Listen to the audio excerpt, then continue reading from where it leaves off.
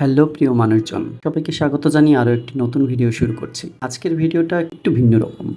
এই যে দেখতে পাচ্ছেন এই লোকগুলো কাজ করছে।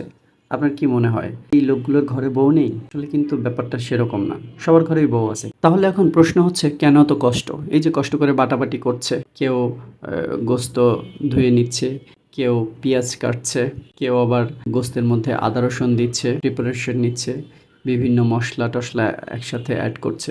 আসলে ব্যাপারটা হচ্ছে হঠাৎ করে একজনের মনে হয়েছে যে আজকে এই রাত ১২টার সময়ই আমরা একটা ছোটখাটো পার্টির আয়োজন করে ফেলি। যেই ভাবা সেই কাজ।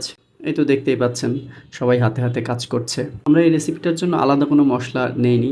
নরমালি যেসব মশলা দিয়ে মানুষ রান্না করে সেই সব মশলাই দিয়েছে। আর এই যে দেখেন মাখাচোখা করছে। এই যে হয়ে গেছে, এখন একটু রেস্টে রেখে দিয়েছি। এরপরে এই যে দেখেন আমি রান্না বাড়া শুরু করে দিয়েছি। এখানে প্রধান বাবুর্চির ভূমিকায় ছিলাম আমি। দেখতে পাচ্ছেন রান্না বাড়া শুরু করে দিয়েছে, যে কষানো প্রায় হয়ে যাচ্ছে। কালারটা মাশাআল্লাহ খুব সুন্দরই এসেছে, দেখতেই পাচ্ছেন অসাধারণ কালার। বাবুর্চি হিসেবে আমি কিন্তু একেবারে 10-এ 10। যদি আপনারা কখনো ট্রাই করাতে পারেন তাহলে আমাকে দিয়ে ট্রাই করতে পারেন। এই দেখেন কত বড় বাটি নিয়ে বসে গেছে, এক একজন এক একটা বড় বড় বাটি নিয়ে বসে গেছে। আসলে ব্যাচেলার বলে কথা, মানে বিবাহিত ব্যাচেলার। কারণ যদি বউ ঘরে না থাকে তাহলে দেখা যায় যে বাটি, প্লেট বা প্রিপারেশনগুলো ঠিকঠাক মতো হয় না। যাই হোক, এই যে খাওয়া শুরু করে দিলাম।